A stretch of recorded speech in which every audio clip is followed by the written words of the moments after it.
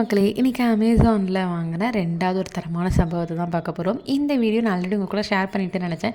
But பார்த்தீங்கன்னா இப்போ தான் பார்க்குறேன், உங்கள் கூட ஷேர் பண்ணல. இது செப்டம்பர் மாதம் எடுத்தது. ஹஸ்பண்ட் வந்து அவங்களுடைய பவர் பேங்க்கு C2C கேபிள் வந்து வேணும், ஆல்ரெடி உள்ளதை வந்துட்டு தொலைச்சிட்டேன் அப்படின்னு சொல்லிட்டு சொன்னாங்க. சரின்னு சொல்லிட்டு அன்றைக்கி நைட்டே வர மாதிரி பார்த்து ஆர்டர் போட்டிருந்தேன். அது வந்துட்டு 9:30க்குள்ளே வந்துடும்ன்ற மாதிரி இருந்தது. கடைசி பார்த்திங்கன்னா 9:30க்கு ஹேண்ட் ஓவர்னு சொல்லிட்டு மெசேஜ் வந்தது. ப்ராடக்ட்டை காணோம். நான் போட்டது ஆன்லைன் பேமெண்ட்டில். சரி காலையில் வரும்னு பார்த்தா காலையிலையுமே வரல. அப்புறம் கஸ்டமர் கேருக்கு வந்துட்டு கால் பண்ணி இப்படி வரலன்னு சொன்னோடனே ஒரு 24 hours வெயிட் பண்ணுங்கள், அதுக்கப்புறம் வரலைன்னா நான் உங்களுக்கு ரீஃபண்ட் இனிஷியேட் பண்ணுறேன்னாங்க.